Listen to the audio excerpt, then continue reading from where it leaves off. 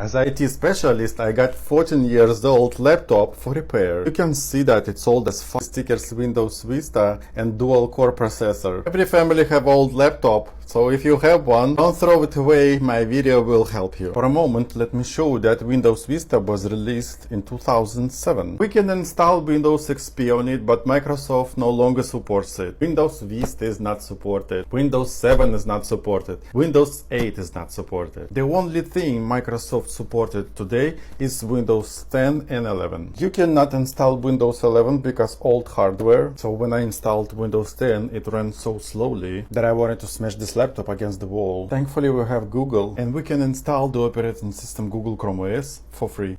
It loads instantly. How your prehistoric laptop works and looks like a MacBook. There is a bunch of Google stuff. Docs, sheets, slides, even TikTok, YouTube, chats, files, calendars, Gmail, map, Google Chrome. Look how fast is it. Up. Your favorite websites, you can install it too at home and it updates itself. No drivers are needed, everything works perfectly after installation. Even the camera, don't miss my instructions.